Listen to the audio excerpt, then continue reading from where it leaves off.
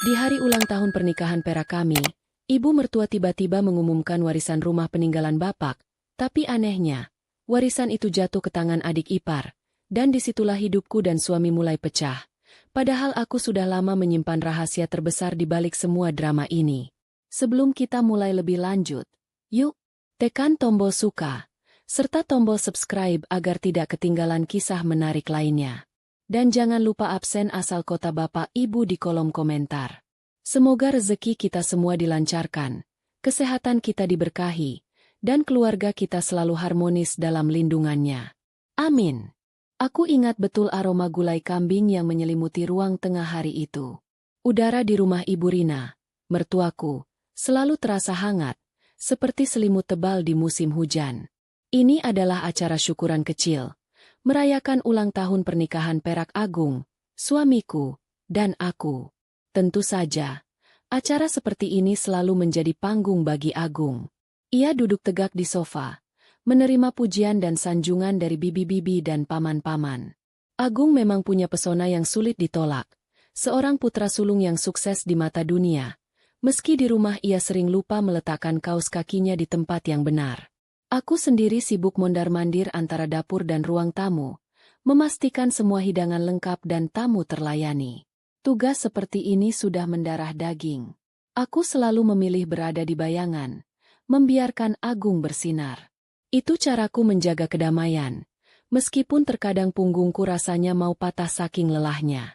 Saat melintas, aku melihat Bima, adik iparku, sedang asyik bermain catur dengan Pak Dewawan di sudut. Bima itu kebalikan Agung. Ia pendiam, pekerjaannya sederhana sebagai guru honorer, dan selalu tampak kikuk setiap kali dipuji. Tapi, mata Bima menyimpan ketenangan yang langka, seperti danau yang sangat dalam. Kami jarang bicara banyak, tapi kami berbagi banyak hal tanpa kata, terutama soal menjaga Ibu Rina. Maya, kamu ini kayak pengantin baru, masih energik banget loh. Celetuk Tante Yuni, yang kemudian menyikut suaminya. Coba lihat suami kamu, Mas. Sudah kayak karung beras.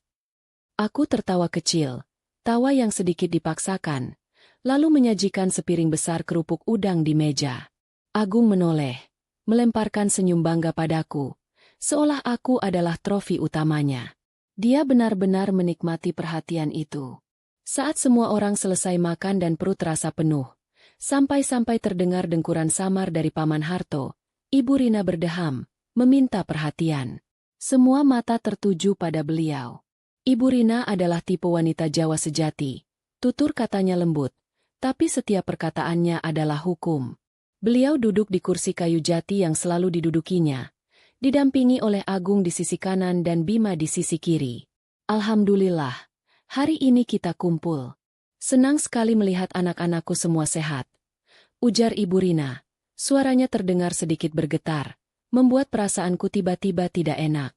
Aku berhenti mengelap meja dan berdiri di ambang pintu dapur. Usia Agung dan Maya ini sudah seperempat abad. Bukan waktu yang sebentar. Ibu bangga dengan kalian berdua. Agung mengangguk. Dadanya membusung. Tentu saja, ia mengharapkan pujian. Mungkin juga sedikit amplop tebal sebagai hadiah tambahan. Tapi, kalimat Ibu Rina selanjutnya adalah bom waktu yang meledak tanpa peringatan. Mengingat usia ibu yang sudah tua, ibu ingin menyelesaikan urusan warisan. Lanjut beliau, matanya menatap lurus, tapi tidak ke arah Agung, melainkan ke lantai. Rumah ini, satu-satunya yang ibu punya, peninggalan almarhum bapak. Ibu putuskan akan ibu berikan dan serahkan sepenuhnya kepada Bima. Suasana mendadak dingin. Seolah pendingin ruangan dihidupkan ke suhu paling rendah. Tidak ada yang bersuara. Suara yang terdengar hanyalah gesekan kursi kayu saat Bima, yang kaget, sedikit mundur. Agung, yang duduk persis di sebelah Ibu Rina, membeku. Senyum bangga yang menghiasi wajahnya semenit lalu langsung menghilang, digantikan oleh kerutan bingung yang dalam. Aku merasakan jantungku berdetak sangat cepat. Aku tahu. Aku sudah lama tahu rencana ini, tapi mendengarnya diucapkan di depan umum, dengan cara yang begitu terbuka, tetap saja terasa menyakitkan. Aku menatap Bima. Ia menunduk, Wajahnya pucat pasi, seolah warisan itu adalah beban yang sangat berat, bukan hadiah. Maaf, Bu? Maksud Ibu bagaimana? Agung akhirnya bicara. Suaranya rendah, terlalu rendah. Itu bukan suara Agung yang percaya diri. Itu suara seorang anak sulung yang merasa haknya dirampas. Rumah ini, kan harusnya untuk anak sulung, Bu. Aku kan yang berhak menanggung Ibu. Agung tidak melanjutkan kalimatnya, karena Ibu Rina mengangkat tangannya. Gerakan sederhana yang menghentikan semua protes. Ibu sudah memikirkannya matang-matang. Nak, ini keputusan Ibu. Dan secepat kilat, ekspresi bingung di wajah Agung berubah menjadi amarah yang membara. Matanya menyala, menatap Bima dengan sorot mata seperti menuduh pengkhianat. Jadi, kamu ya, Bim? Kamu yang bujuk Ibu. Agung berdiri tegak. Tingginya membuat bayangan jatuh di atas Ibu Rina dan Bima. Padahal aku yang dari dulu menafkahi Ibu. Aku yang membiayai pengobatan Ibu. Agung, jaga ucapanmu. Ibu Rina memotong tajam. Ini kali pertama aku mendengar Ibu Rina menggunakan nada sekeras itu pada putranya. Aku tidak bohong, Bu. Aku anakmu yang sukses. Aku yang punya kedudukan. Apa Bima bisa mengurus rumah sebesar ini? Apa dia mampu? Dia cuma guru honorer, Bu. Suara Agung meninggi. Ia tidak peduli lagi dengan para tamu yang kini melihat ke arah mereka dengan tatapan campuran kasihan dan rasa ingin tahu. Di tengah kekacauan itu, aku melihat Tante Yuni berbisik ke suaminya sambil melirik ke arahku. Aku tahu apa yang ada di pikiran mereka. Istri Agung pasti yang jadi biang kerok. Atau Maya pasti pelit, makanya Ibu Rina kasih ke Bima. Aku sudah terbiasa menjadi sasaran bisikan. Gini loh, Bu, kalau Ibu memang mau membagi, ya dibagi 2 saja. Kenapa harus semua ke Bima? Kenapa, Bu? Agung mendesak. Atau jangan-jangan, Maya yang suruh Ibu ya? Bilang aku ini pelit, tidak perhatian. Iya kan, Bu? Saat namaku disebut, dengan tuduhan yang sama sekali tidak benar, aku merasa darahku mendidih. Aku ingin maju, menjelaskan, membela diri. Tapi, aku melihat sorot mata Ibu Rina. Beliau menggeleng pelan, memberi isyarat padaku untuk tetap diam. Aku menelan semua kata yang sudah siap kulumatkan. Aku memilih menatap Agung, membiarkan kemarahannya menguap di udara. Aku tahu dia bicara karena rasa sakit, bukan karena kebencian. Agung selalu menganggap dirinya yang terbaik, dan penolakan terbuka dari ibunya ini menghancurkan harga dirinya. Agung, sudah. Jangan membuat keributan di hari bahagia kita, kataku akhirnya, berusaha sesantai mungkin, meskipun tanganku menggenggam erat serbet dapur. Hari bahagia apa? Mei, kamu tidak lihat? Ibuku sendiri menolakku. Memberikan hakku pada adikku yang bahkan tidak bisa mengurus dirinya sendiri. Agung menunjuk Bima yang masih menunduk. Disinilah letak ironi terbesar yang membuatku ingin tertawa. Tawa yang pahit. Bima yang tidak bisa mengurus dirinya sendiri? Justru Bimalah yang selama ini menjadi tonggak diam bagi Ibu Rina. Bima yang diam-diam mengganti genteng bocor di belakang saat Agung sibuk dengan rapat direksi. Bima yang mengantar Ibu Rina ke dokter setiap 2 bulan sekali, karena Agung selalu bilang, aku ada meeting penting, aku transfer uangnya saja, ya. Aku melihat Tante Yuni mencoba menenangkan Agung. Sudah, Gung. Mungkin ada maksud lain Ibu Rina. Maksud lain apa, Tante? Maksud lain kalau Ibu lebih sayang Bima? Iya. Agung mencengkeram bahu Bima. Jawab, Bim. Kamu ngomong apa ke Ibu? Hah? Bima akhirnya mengangkat wajahnya, tapi matanya bertemu dengan mataku. Dalam pandangannya, aku melihat permohonan agar aku tetap diam. Bima tidak akan membela diri, karena ia terikat janji yang sangat rahasia. Sudah, Mas Agung, jawab Bima pelan. Suaranya nyaris berbisik. Ini keputusan Ibu. Aku cuma menerima amanah. Amanah? Amanah apa? Warisan itu hakku. Aku anak sulung. Agung berteriak. Kerumunan tamu mulai panik. Beberapa bibi sudah mengambil tas mereka. Siap pulang. Momen jeda yang aku butuhkan datang dari sudut yang paling tidak terduga. Paman Harto, yang tadinya tertidur pulas, terbangun karena suara keras Agung. Dia mengucek mata, melihat keributan. Lalu dengan suara serak khas orang bangun tidur, dia berujar. Wah, sudah mau bagi warisannya? Jangan lupa, sisa gulai kambingnya bungkuskan aku. Nanti malam lapar lagi. Semua mata menatap Paman Harto. Keheningan sesaat muncul, membuat sebagian orang, termasuk aku, menahan tawa kecil. Itu cukup untuk meredakan ketegangan sepersekian detik. Ibu Rina mengambil kesempatan itu. Sudah. Ibu bilang sudah. Ibu Rina berdiri. Wajahnya lelah. Keputusan ibu sudah final.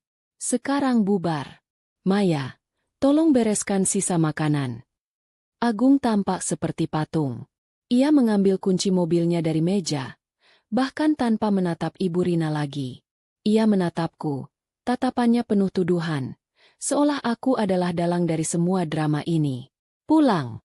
Sekarang, katanya dingin, lalu berbalik dan berjalan keluar, membanting pintu dengan keras. Aku mengambil tasku, mengucapkan terima kasih dan maaf kepada Ibu Rina tanpa suara. Beliau hanya mengangguk, matanya basah. Bima mengejarku hingga ke teras. Maaf, Mbak, bisik Bima. Tolong jangan katakan apa-apa pada Mas Agung. Belum saatnya. Aku menatap Bima. Aku sudah menjaga rahasia ini selama bertahun-tahun. Janji yang aku buat pada Ibu Rina. Dan sekarang, demi janji itu, rumah tanggaku berada di ambang kehancuran. Tenang saja, Bim. Aku tahu. Tapi, aku tidak akan selamanya diam, jawabku, sebelum bergegas masuk ke mobil. Perjalanan pulang terasa seperti berjalan di atas pecahan kaca. Agung mengemudi dengan kecepatan tinggi, dan suasana di mobil sangat mencekam. Tidak ada musik, tidak ada pembicaraan. Hanya ada deru mesin dan napas Agung yang berat. Begitu sampai di rumah, Agung langsung melempar kunci mobil ke meja. Dia tidak repot-repot menyalakan lampu, membiarkan kami berdua diselimuti kegelapan yang samar. Aku tahu, Mei, kata Agung, suaranya serak. Aku tahu kamu yang ada di balik ini semua. Aku menyalakan lampu ruang tamu. Cahaya tiba-tiba menerangi wajah Agung, yang kini tampak kelelahan dan penuh kebencian. Aku, apa maksudmu? Tanyaku pelan, berusaha menahan emosi yang siap meledak. Kamu cemburu karena ibu selalu menganggapku lebih baik dari Bima, kan? Kamu benci karena ibu selalu memujiku. Lalu kamu racuni pikiran ibu. Kamu bilang aku sombong, aku pelit. Iya, kan? Tuduhnya. Langkahnya mendekatiku. Aku tidak tahu harus tertawa atau menangis. Racun? Setelah semua pengorbanan yang kulakukan? Aku hanya bisa menatapnya. Aku tidak bilang apa-apa. Gung. Kataku, itu kebenaran. Tapi itu bukan keseluruhan kebenaran. Diamu itu jawaban. Mei, kamu pikir aku tidak tahu? Kamu dan Bima itu sudah lama dekat, kan? Kamu selalu membela dia.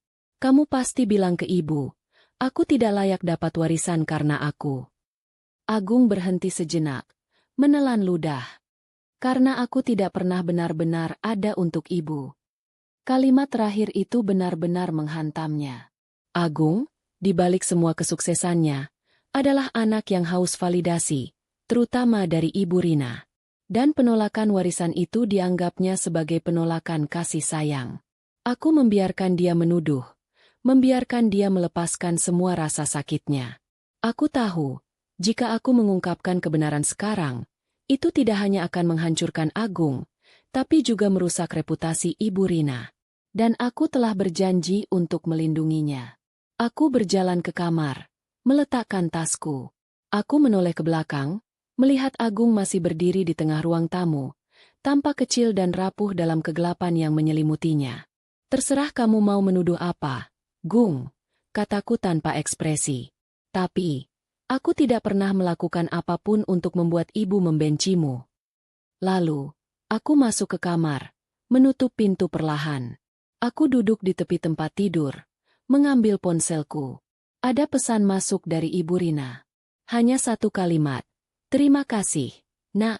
Ibu sayang kamu. Aku menghela napas panjang. Aku menatap kalender di dinding. Aku sudah menetapkan batas waktu. Sebentar lagi, semua rahasia ini akan terungkap. Tapi, aku harus menunggu waktu yang tepat. Waktu di mana Agung siap menghadapi kenyataan pahit tentang dirinya. Dan tentang alasan kenapa warisan itu harus jatuh ke tangan Bima. Di balik pintu, ku dengar suara barang pecah. Agung masih melampiaskan amarahnya. Dan aku hanya diam, memegang rahasia keluarga ini erat-erat. Seolah itu adalah jembatan rapuh yang menghubungkan kami semua. Aku harus menjaga rahasia ini sampai saatnya tiba untuk aku menghancurkannya. Aku menutup pintu kamar. Tapi suara barang pecah di ruang tamu masih bisa kudengar. Bunyi itu bukan sekadar cangkir atau vas yang jatuh. Itu adalah bunyi harga diri Agung yang retak berkeping-keping. Aku tahu Agung sangat sensitif soal statusnya sebagai anak sulung yang berhasil. Baginya, warisan bukan sekadar aset. Warisan adalah pengakuan resmi dari ibunya bahwa ia adalah yang terbaik, yang paling disayangi, yang paling mampu. Ketika pengakuan itu diberikan pada Bima, ia merasa dicabut dari akar kehormatan. Aku duduk di tepi kasur, membiarkan tubuhku rileks sejenak setelah hari yang melelahkan. Aku bisa saja melawan. Aku punya semua kartu untuk membungkam Agung, bahkan membuatnya berlutut meminta maaf. Tapi, itu akan mengorbankan rahasia Ibu Rina. Aku sudah berjanji, dan bagi orang seperti aku, janji adalah nafas. Jadi, aku memilih diam, membiarkan badai itu berlalu, meski harus basah kuyup oleh tuduhannya. Beberapa menit berlalu. Suara di luar mereda. Keheningan yang menggantikan amarah itu jauh lebih menakutkan. Seperti jeda sebelum badai yang lebih besar datang. Aku tahu Agung akan masuk ke kamar sebentar lagi. Dan kali ini, ia tidak akan berteriak. Ia akan bicara dengan suara yang lebih menusuk. Suara seorang suami yang merasa dikhianati oleh istrinya sendiri. Pintu kamar terbuka pelan. Agung masuk tanpa menyalakan lampu. Hanya mengandalkan cahaya rembulan yang masuk lewat jendela. Ia berjalan ke lemari, mengambil baju kaos bersih, lalu duduk di kursi seberang tempat tidur. Ia tidak mandi. Ia hanya diam, memandangiku dalam kegelapan. Kamu tahu, Mei, ia memulai. Suaranya sangat tenang, terlalu tenang, seperti air yang mendidih di dalam teko. Sejak kita menikah, Ibu Rina itu selalu membandingkan kita. Tapi, dia selalu menempatkan aku di atas. Dia selalu bangga sama anak sulungnya yang sukses. Aku tidak menjawab. Aku hanya menatap lantai. Aku tahu kamu tidak suka itu. Aku tahu kamu merasa Bima itu lebih pantas dipuji karena dia tulus, tidak sombong, katanya.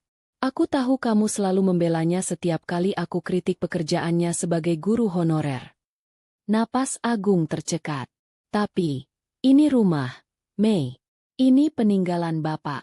Kenapa Ibu bisa melakukan ini padaku? Aku ingin sekali memeluknya saat itu. Aku ingin bilang, sayang, ini bukan tentang kamu. Ini tentang utang, tentang menyelamatkan masa depan Ibu Rina, tentang kesalahpahaman besar yang kamu ciptakan sendiri.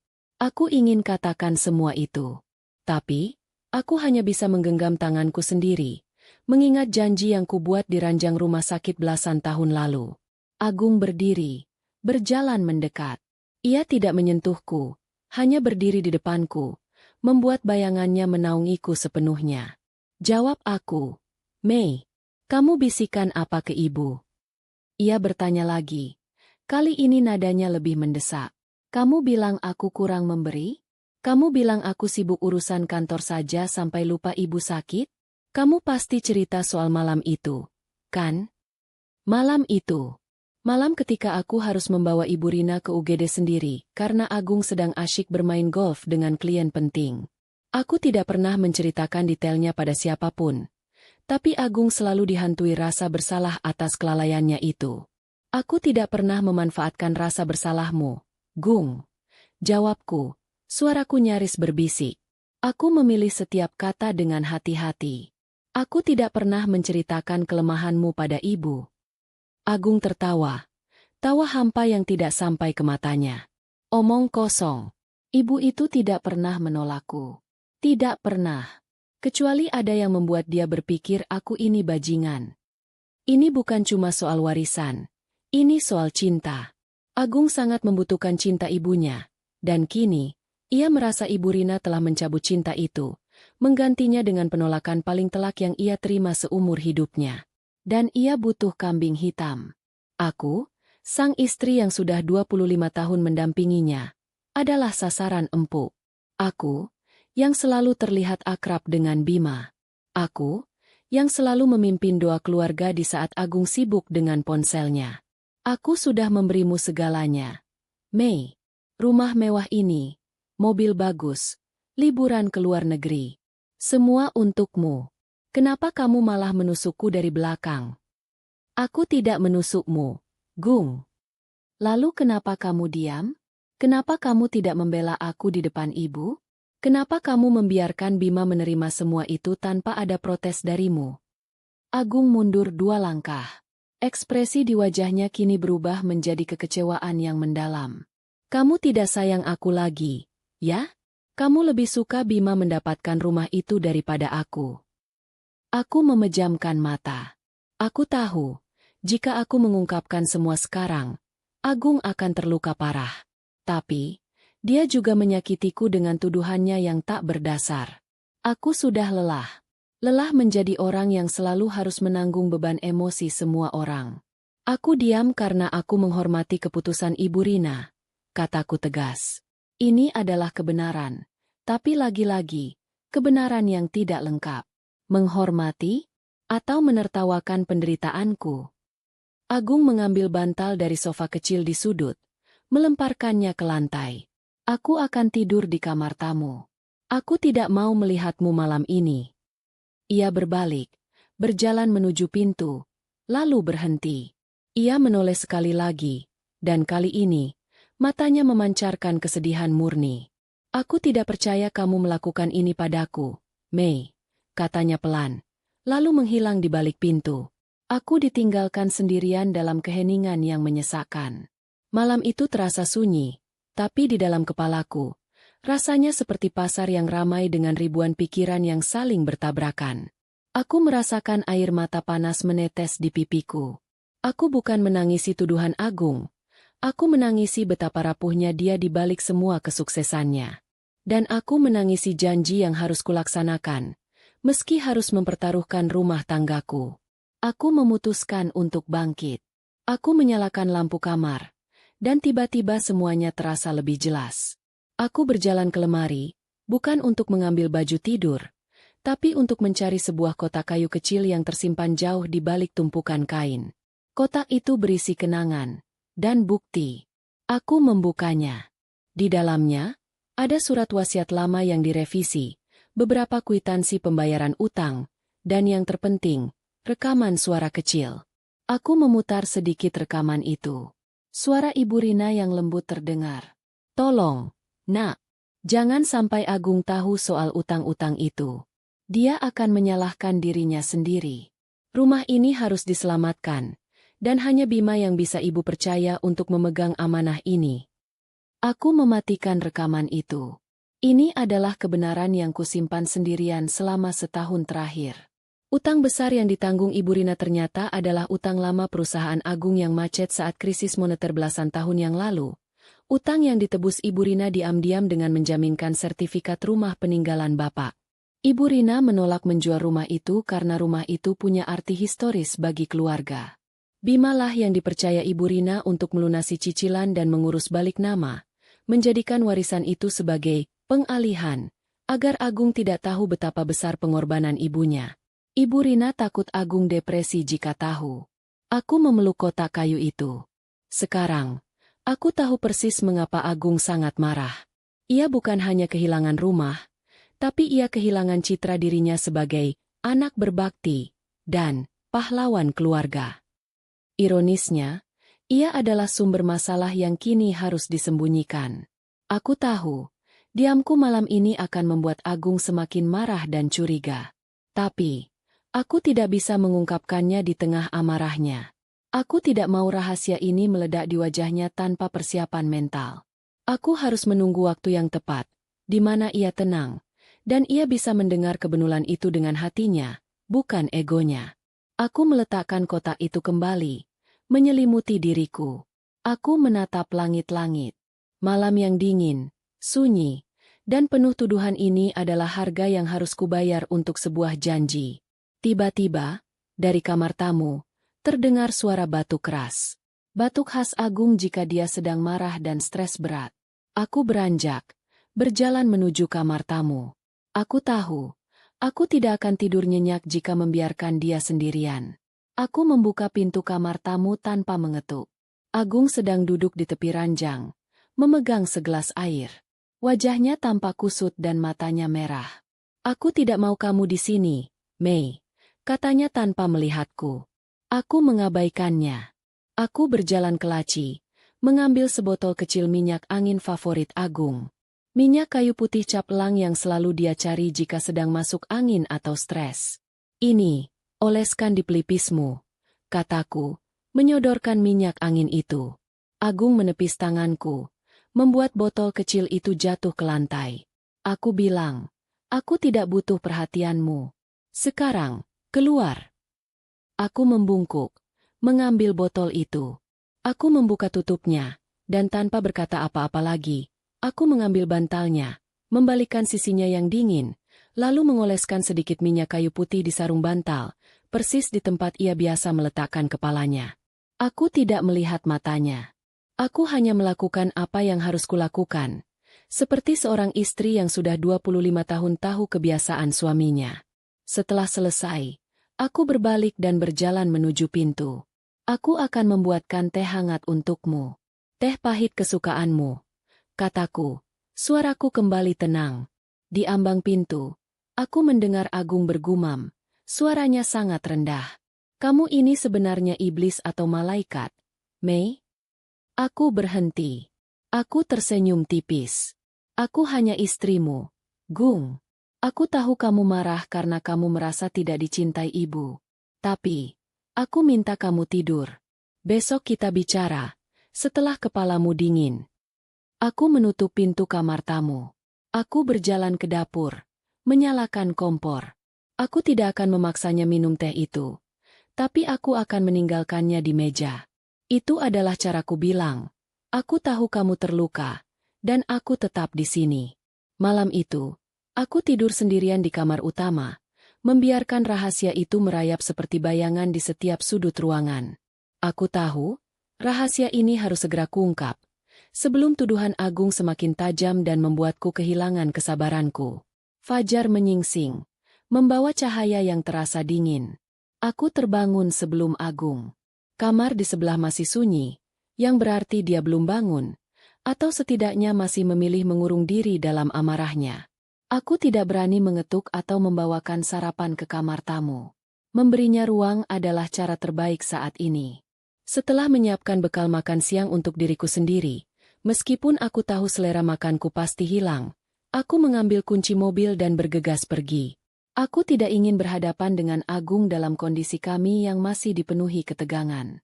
Tujuanku pagi ini hanya satu, rumah Ibu Rina. Rumah itu sudah menjadi saksi bisu bagi banyak drama keluarga kami. Rumah peninggalan bapak yang sederhana namun kokoh, terletak di kompleks yang mulai ramai. Rumah itu menyimpan bau nostalgia, aroma kayu jati tua yang bercampur dengan wangi bunga melati yang selalu ibu tanam di halaman depan. Aku sampai di sana sebelum Bima berangkat mengajar. Bima sedang menyiram tanaman, tampak lebih tenang dibandingkan kemarin, tapi tetap ada bayangan beban di matanya. Mbak Maya, sapanya, sedikit terkejut melihatku sepagi ini. Mas Agung bagaimana? Dia marah besar. Tidur di kamar tamu, jawabku singkat, sambil turun dari mobil. Aku tidak mau bicara tentang Agung. Aku mau bicara dengan ibu. Ibu sedang di teras belakang. Beliau tidak tidur semalaman, kata Bima, nadanya khawatir. Aku berjalan melewati ruang tengah yang kemarin dipenuhi tawa dan teriakan. Kini, ruangan itu hening, seolah memendam malu atas insiden kemarin. Aku melihat kursi kayu jati tempat Ibu Rina duduk. Pandanganku beralih ke dinding di samping kursi itu. Tempat tergantung sebuah foto lama yang sudah kekuningan. Foto itu adalah kunci. Itu foto Agung saat usianya sekitar 8 tahun. Kurus, dengan kepala pelontos akibat kemoterapi. Foto itu diambil tepat 15 tahun yang lalu. Aku masih ingat saat pertama kali melihat foto itu. Hatiku terasa tertusuk. Aku berhenti di depan foto itu, tenggelam dalam ingatan. Aku mundur 15 tahun ke belakang. Saat itu, aku dan Agung baru menikah 2 tahun. Kami adalah pasangan muda yang penuh semangat. Agung baru merintis perusahaan kecilnya, dan aku bekerja sebagai guru TK. Kami memang belum punya banyak uang, tapi cinta kami melimpah. Suatu sore yang cerah, Agung mengeluh sakit kepala hebat. Kami membawanya ke dokter, yang kemudian merujuknya ke rumah sakit spesialis di luar kota. Semuanya terasa seperti mimpi buruk saat dokter mengucapkan diagnosis itu. Agung mengidap penyakit yang ganas, membutuhkan serangkaian pengobatan intensif yang mahal dan segera. Dunia kami runtuh. Agung, yang selalu optimis, langsung lemas. Bagaimana, Mei? Kita tidak punya uang sebanyak itu. Lirih Agung saat itu, di kamar rumah sakit. Perusahaan Agung baru berjalan. Tabungan kami nyaris nihil. Aku melihat Ibu Rina, yang saat itu berdiri di samping Agung. Wajahnya pucat, tapi matanya memancarkan tekad baja. Jangan khawatir, nak, ujar Ibu Rina. Ibu yang akan urus semuanya. Kamu fokus sembuh. Dan Ibu Rina benar-benar mengurus semuanya. Ia menjual perhiasan emas peninggalan bapak. Ia menjual sawah kecil yang ia warisi di kampung. Tapi, itu semua tidak cukup. Pengobatan Agung menelan biaya yang luar biasa. Suatu malam, aku mendengar Ibu Rina menelepon seseorang di teras belakang. Aku tidak sengaja menguping. Iya, Pak. Saya sudah pikirkan. Tolong urus surat-suratnya. Saya jaminkan sertifikat rumah ini. Ini satu-satunya yang saya punya. Tapi, tolong, Bapak jangan pernah katakan pada Agung soal ini. Biarkan dia sembuh dulu. Dia tidak boleh tertekan. Jantungku mencelos. Ibu Rina menggadaikan rumah peninggalan bapak. Rumah yang sangat disayangi dan dijaga mati-matian, demi menyelamatkan nyawa Agung. Keesokan harinya, aku menemui Ibu Rina, yang saat itu sedang duduk sendirian di teras. Ibu, panggilku. Ibu Rina menoleh. Matanya terlihat lelah. Maya, kamu sudah bangun. Aku dengar semuanya, Bu. Soal rumah itu. Kenapa Ibu tidak bilang ke Agung? Dia pasti akan mencari jalan lain. Ibu Rina tersenyum getir. Agung anak sulungku. Dia punya harga diri yang tinggi. Kalau dia tahu rumah ini harus digadaikan demi dia akan menyalahkan dirinya seumur hidup. Dia akan berpikir dia tidak becus jadi anak. Biar ibu saja yang menanggung beban ini. Rumah bisa dicari lagi, Mei. Tapi nyawa Agung tidak bisa ibu ganti. Ucapnya, kalimat yang menggetarkan hatiku. Aku tahu betapa besarnya pengorbanan ini. Ibu Rina menanggung utang besar, menjaminkan satu-satunya aset berharga, dan ia membiarkan Agung hidup dalam ketidaktahuan. Membiarkan Agung berpikir ia sembuh karena usahanya sendiri. Aku saat itu hanya bisa berjanji. Aku akan bantu ibu. Aku akan jaga rahasia ini, Bu. Aku janji. Sampai kapanpun, aku akan melindungimu dan Agung. Itu adalah ikatan rahasia antara Ibu Rina dan aku. Ikatan yang membuatku harus menahan diri dari menyalahkan Agung atas perilakunya di masa kini. Karena aku tahu betapa besar beban yang telah ditanggung ibunya demi hidupnya. Ingatan kembali ke masa kini. Aku masih berdiri di depan foto Agung kecil. 15 tahun telah berlalu. Agung sembuh total. Dan ia memang menjadi anak yang sukses. Ia melupakan masa sakitnya. Ia melupakan betapa tipisnya batas antara hidup dan mati saat itu. Ia hidup nyaman. Berpikir bahwa ia punya segalanya. Tapi utang itu? Utang gadai rumah itu tidak lunas secepat yang diharapkan Ibu Rina. Perusahaan yang Agung rintis, yang sempat menjanjikan, ternyata mengalami guncangan keras, tepat beberapa tahun lalu. Saat itu, Agung panik. Ia meminta Ibu Rina untuk membantunya, meminjamkan sertifikat rumah itu lagi, tanpa tahu bahwa sertifikat itu masih menjadi jaminan utang lama yang belum lunas sepenuhnya. Ibu Rina, dengan cinta buta seorang ibu, tidak tega melihat Agung terpuruk lagi. Ia kembali berkorban, menambah beban gadai di bank, kali ini untuk membantu modal Agung yang sedang goyah. Itulah rahasia lain yang kini dipegang Bima. Aku berjalan menuju teras belakang. Ibu Rina duduk di kursi rotan, memandangi kolam ikan koi dengan tatapan kosong. "Ibu," panggilku. Ibu Rina menoleh. Senyum lelah muncul di wajahnya. "Maya, sudah datang. Kenapa tidak tidur?" "Mana bisa aku tidur, Bu, setelah semua yang terjadi semalam," kataku, duduk di kursi di hadapannya. "Agung pasti marah sekali padamu," ujarnya pelan. "Dia menuduhku, Bu. Dia bilang aku yang memengaruhi ibu." Ibu Rina meraih tanganku. Genggamannya lemah namun hangat. "Maafkan ibu.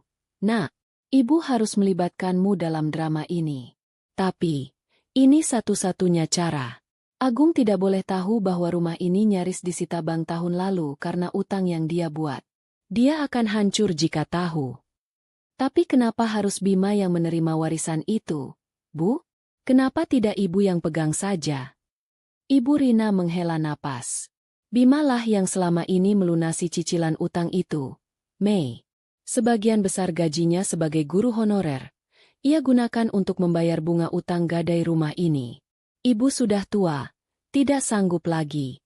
Dengan Bima yang menjadi pemilik resmi, dia bisa mengurus surat-surat pelunasan tanpa sepengetahuan Agung. Warisan ini adalah penyamaran. Mei, rumah ini tidak pernah benar-benar aman sampai lunas. Aku mengerti sekarang. Warisan itu bukan hadiah untuk Bima, tapi perisai bagi Agung.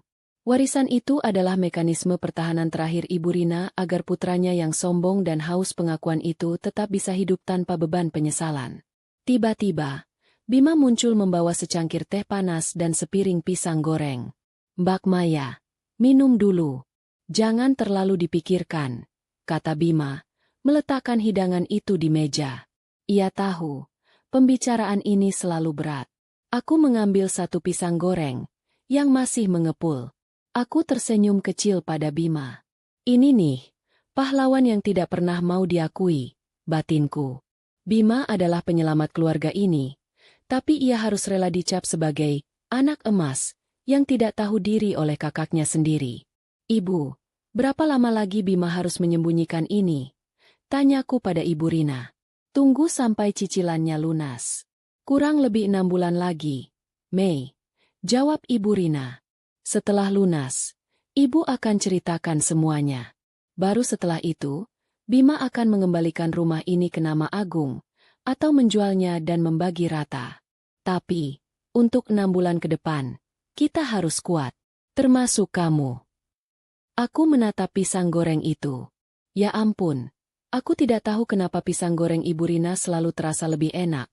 Mungkin karena ada bumbu pengorbanan di dalamnya. Aku merasakan jeda sejenak yang kubutuhkan. Rasa lelah, marah, dan sedih yang kurasakan semalam perlahan hilang, tergantikan oleh ketegasan baru. Aku tahu apa yang harus kulakukan. Aku akan terus diam dan menahan amarah Agung. "Baik, Bu. 6 bulan lagi. Aku akan kuat," kataku. "Mantap." Bima yang mendengar percakapan kami hanya mengangguk pelan. Ia tidak mengatakan apa-apa lagi. Ia tahu, perang sesungguhnya kini ada di rumahku, antara aku dan Agung. Aku menghabiskan pisang gorengku, menyesap teh Ibu Rina. Saat aku pamit pulang, aku memeluk Ibu Rina erat. Pelukan seorang anak kepada ibunya. Pelukan dua wanita yang berbagi beban rahasia terbesar dalam hidup Agung. Saat aku melangkah keluar, aku melihat foto lama itu sekali lagi. Aku tersenyum. Agung tidak tahu bahwa ia hidup hari ini karena rumah itu digadaikan. Dan ia tidak tahu bahwa ia masih memiliki rumah di masa depan, karena rumah itu diwariskan pada Bima sebagai amanah pelunasan. Aku masuk ke mobil. Aku harus pulang, menghadapi Agung, dan memulai kembali sandiwara, istri pengkhianat, yang ia tuduhkan. Tapi, kali ini, aku punya kekuatan baru. Aku tahu bahwa setiap tuduhan Agung adalah bukti cintanya yang buta, dan setiap diamku adalah bukti pengorbanan terbesarku. Aku tiba di rumah pada pukul 9 pagi. Mobil Agung masih terparkir di garasi, sebuah pertanda buruk. Dia pasti masih ada di kamar tamu, merenungkan nasibnya yang malang dan menyusun daftar tuduhan baru terhadapku. Aku mengunci pintu dengan sangat pelan, mencoba menghindari konfrontasi pagi. Saat aku sedang menggantung kunci di rak dekat pintu, ponselku bergetar. Sebuah pesan dari Bima. "Mbak, aku perlu bicara. Ada surat penting dari ibu yang harus Mbak lihat. Aku tunggu di kafe dekat taman kota. Jam 11. Aku menghela napas. Tentu saja. Ibu Rina tidak akan membiarkan kami berdua, orang yang paling dipercaya, buta sepenuhnya. Aku membalas singkat. Oke, hati-hati. Aku segera berjalan ke dapur, menyeduh kopi hitam untuk diriku sendiri. Aku perlu kafein sebelum memulai drama harian. Saat aku berdiri di depan kompor, tiba-tiba Agung muncul. Ia berdiri di ambang pintu dapur. Wajahnya sembab dan rambutnya berantakan. Ia mengenakan piyama yang sama seperti semalam. "Kemana kamu tadi, Mei?" tanyanya. Suaranya parau. "Ke pasar. Cari bumbu gulai yang habis," jawabku sekenanya, tanpa menoleh. Itu adalah kebohongan kecil yang sempurna, karena memang stok bumbu gulai kami sudah menipis. "Bohong," katanya dingin. "Pasti kamu ke rumah ibu, kan? Mau merayakan kemenanganmu bersama Bima." Aku akhirnya menoleh.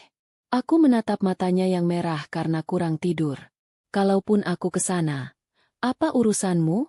Lagi pula, aku ini istrimu, Gung. Jangan perlakukan aku seperti penjahat." "Kamu memang penjahat. Kamu yang membuat ibu memandangku seperti pecundang." Agung membanting pintu kulkas, yang untungnya kosong sehingga tidak menimbulkan suara pecahan kaca. "Aku tahu kamu iri. Kamu selalu bilang Bima itu lebih tulus. Sekarang, kamu dapat apa dari semua ini? Kamu dapat rumah itu juga, kan? Kamu jadi pemilik rahasia bersama dia."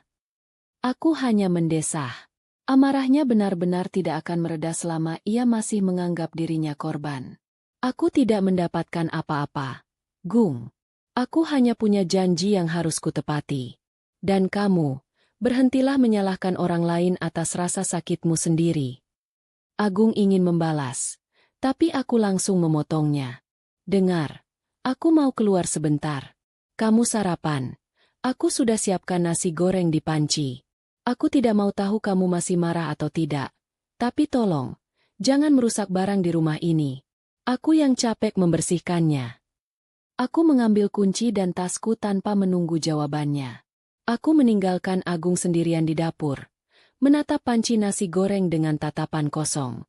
Tepat pukul 11, aku sudah duduk di kafe itu.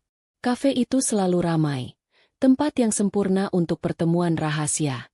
Aku memesan teh hangat, mencoba menenangkan sarafku. Tak lama kemudian, Bima datang, membawa amplop coklat yang terlihat penting. Ia duduk di hadapanku, wajahnya tegang. "Mbak, terima kasih sudah mau datang," kata Bima, meletakkan amplop itu di meja. "Ada apa ini, Bim? Surat wasiat tambahan?" tanyaku, nadaku serius. Bima mengangguk. "Ini surat yang ibu buat 6 bulan lalu. Aku disumpah untuk tidak membukanya kecuali jika ibu sudah benar-benar menyerahkan warisan itu secara resmi." Bima mengambil surat di dalamnya dan menyerahkannya padaku. Aku membaca isinya dengan saksama. Surat itu ditulis tangan oleh Ibu Rina, dengan bahasa yang penuh kasih sayang, namun sangat detail. Inti dari surat itu adalah penjelasan resmi Ibu Rina bahwa penyerahan sertifikat rumah kepada Bima bukanlah hadiah, melainkan amanah legal untuk mendanai biaya pengobatan jangka panjang seseorang yang sangat ibu sayangi. Ibu Rina meminta Bima menggunakan aset rumah itu, melalui mekanisme peminjaman atau penjualan jika terpaksa, untuk menjamin keberlanjutan hidup orang tersebut. "Pengobatan jangka panjang? Siapa, Bim?" tanyaku, meskipun aku sudah tahu jawabannya. Bima menunjuk ke paragraf paling bawah. Ibu tidak menyebutkan nama, Mbak. Tapi ibu menuliskan, untuk menjamin biaya hidup dan kesehatan orang yang dulu pernah ibu selamatkan dengan menjual sawah dan menjaminkan rumah ini. Kami berdua tahu itu merujuk pada Agung. Itu adalah utang gadai rumah yang dipakai untuk menutupi biaya pengobatan Agung 15 tahun lalu, dan utang tambahan yang dipakai untuk menutupi utang bisnis Agung beberapa tahun terakhir. Bima menambahkan, sebenarnya, rumah itu sudah berstatus hak milikku.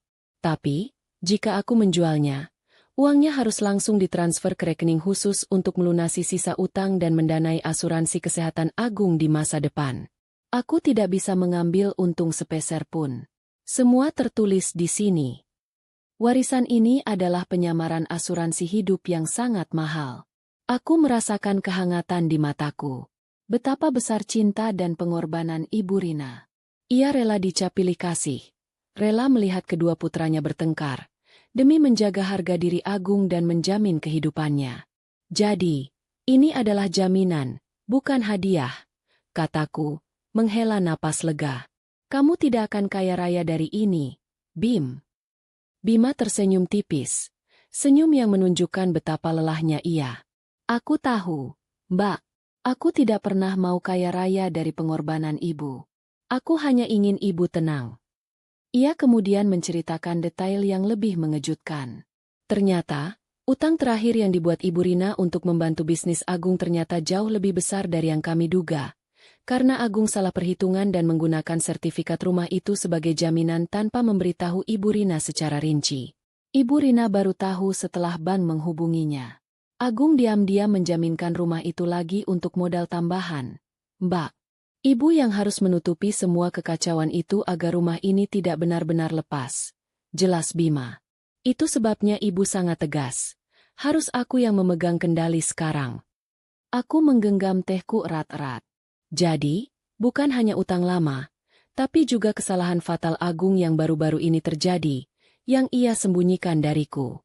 Agung menuduhku menusuknya dari belakang, padahal dia yang selama ini menyimpan rahasia finansial yang berisiko meruntuhkan seluruh keluarga.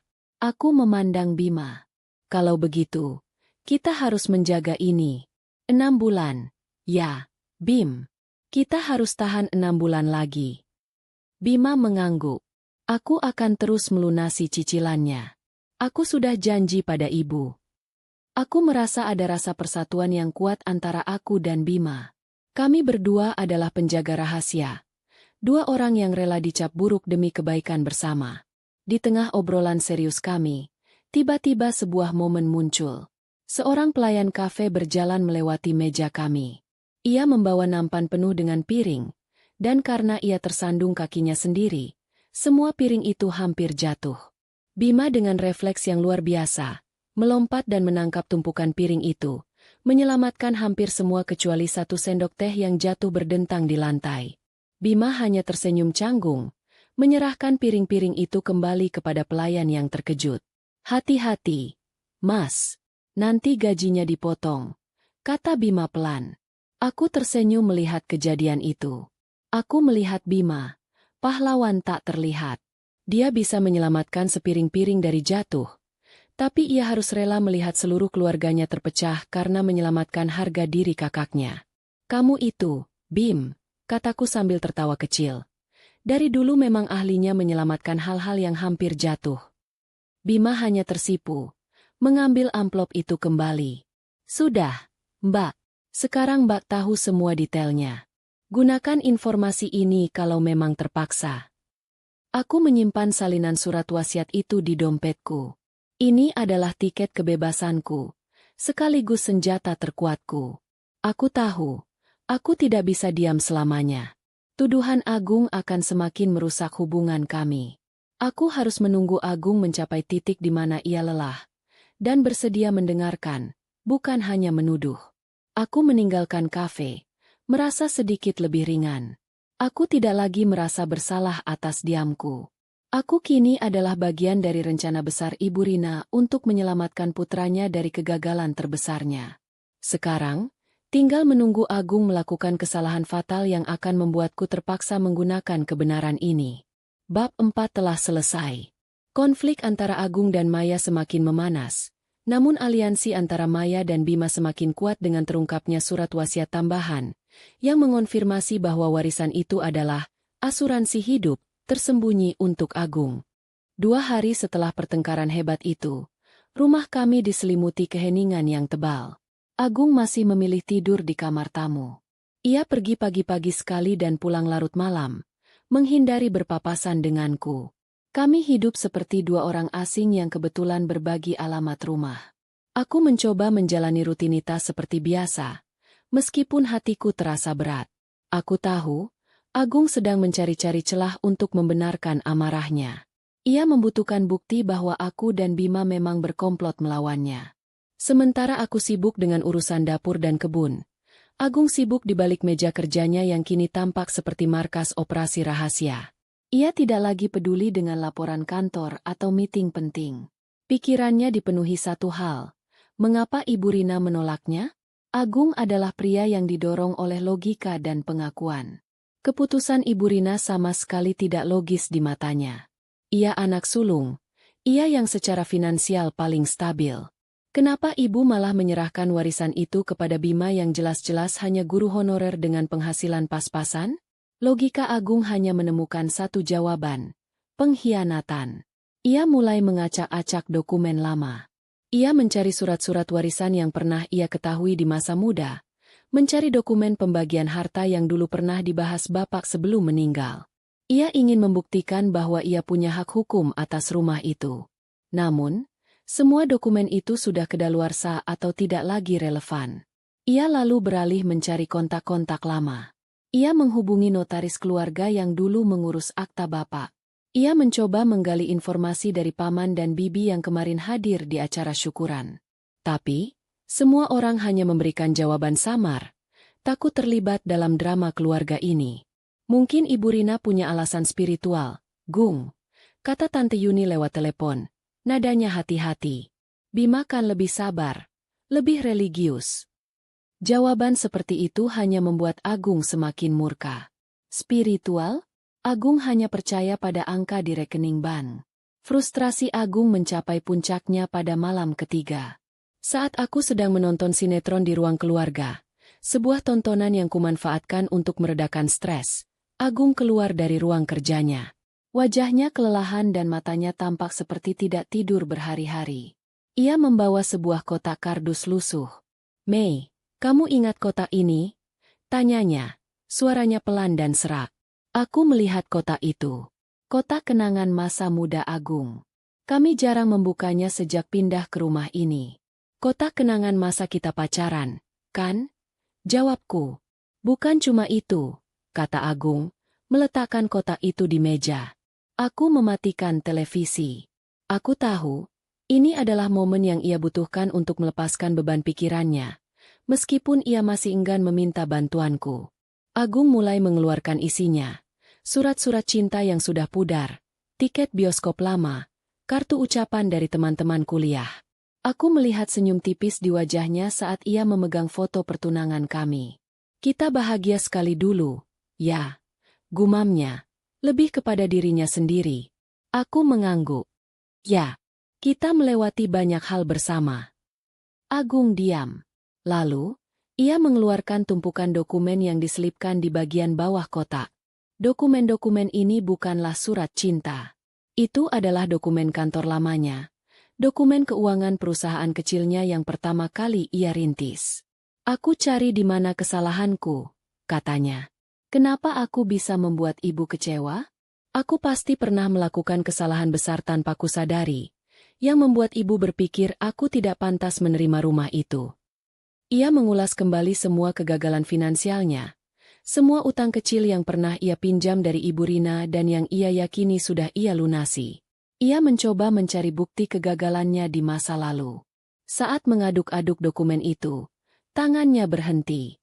Ia menarik sebuah amplop tebal berwarna coklat, terselip di antara tumpukan kwitansi perusahaan. Amplop itu bertuliskan nama sebuah rumah sakit yang sangat mahal. Rumah sakit spesialis yang terletak di luar kota. Rumah sakit yang waktu itu. Agung membuka amplop itu. Dahinya berkerut. Ini apa? Catatan medis? Siapa yang pernah sakit parah di keluarga kita dulu? Aku merasa jantungku berdetak sangat cepat. Aku sudah tahu apa isinya. Ibu Rina, dalam kepanikannya saat itu, lupa membuang amplop ini. Ini adalah bukti rekam medis Agung 15 tahun yang lalu. Agung mulai membaca isinya. Ia membaca diagnosis itu, nama penyakitnya, dan rencana pengobatan intensif. Tangannya mulai gemetar. Wajahnya yang tegang kini berubah pucat pasi. Ini catatan medis siapa, Mei? Tanyanya, suaranya nyaris hilang. Aku duduk diam, menatapnya, membiarkan dia menemukan kebenaran pertamanya sendiri. Ini nama siapa? Desaknya, menunjuk ke nama pasien yang tercantum jelas di bagian atas dokumen. Nama itu adalah namanya, Agung Pramana. Agung menjatuhkan dokumen itu. Ia terkejut, bukan karena ia mengingat penyakit itu. Ia sama sekali tidak mengingatnya. Tapi karena ia tidak pernah tahu bahwa ia pernah mengidap penyakit separah itu. Aku tidak pernah sakit seberat ini, gumamnya. Aku hanya ingat sakit kepala dan demam biasa. Ibu bilang aku cuma kelelahan. Aku tahu, Ibu Rina dan aku telah berusaha keras menyembunyikan diagnosis yang sebenarnya. Kami hanya memberitahu Agung bahwa ia menderita sakit parah biasa dan membutuhkan pemulihan lama. Kami tidak pernah menyebut kata kanker, kemoterapi, atau kritis. Ibu tidak mau kamu khawatir. Kamu masih muda, bisnismu baru berjalan, jelasku pelan. Kami melindungi mentalmu. Agung kini tidak lagi memedulikan warisan. Fokusnya benar-benar beralih pada catatan medis di tangannya. Ia menghabiskan beberapa menit hanya untuk menatap dokumen itu. Disinilah muncul momen jeda yang sangat dibutuhkan. Saat Agung sedang benar-benar larut dalam keterkejutannya, tiba-tiba terdengar suara aneh dari kamar tamu. Suara seperti orang mendengkur keras, tetapi dengan irama yang sangat aneh. Suara apa itu, Mei? Tanya Agung, panik. Aku tersenyum kecil. Oh, itu. Aku memasukkan radio kecil ke kamar tamu. Tadi malam, saat kamu batuk-batuk, aku pikir kamu kesepian. Jadi aku setel siaran musik keroncong klasik. Sepertinya kamu tidur sambil mendengkur mengikuti irama gendang. Agung mengerutkan dahi. Ia bingung harus bereaksi bagaimana.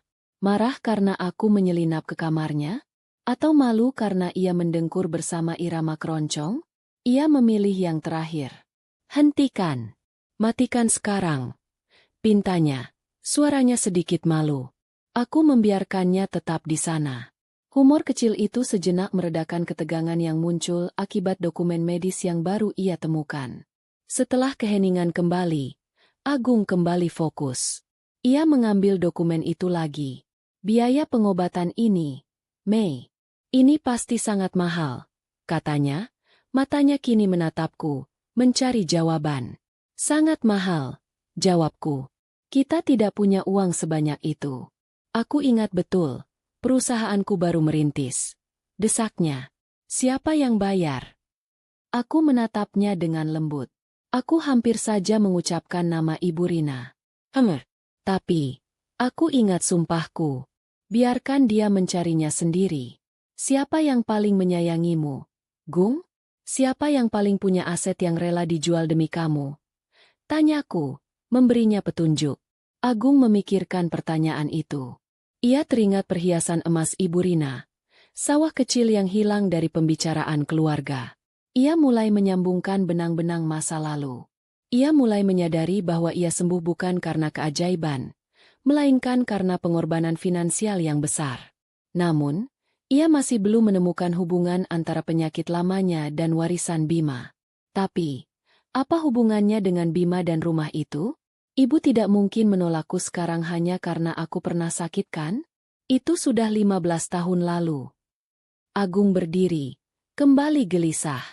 Aku tidak tahu, Gung, kataku, berbohong. Yang jelas, Ibu Rina pasti punya alasan yang sangat kuat untuk mengambil keputusan yang begitu menyakitkan. Mungkin ada rahasia lain yang tidak kamu ketahui. Aku melihat ketakutan di matanya. Ia tidak takut pada penyakitnya yang sudah sembuh. Ia takut pada kenyataan bahwa ia hidup dalam ketidaktahuan selama ini.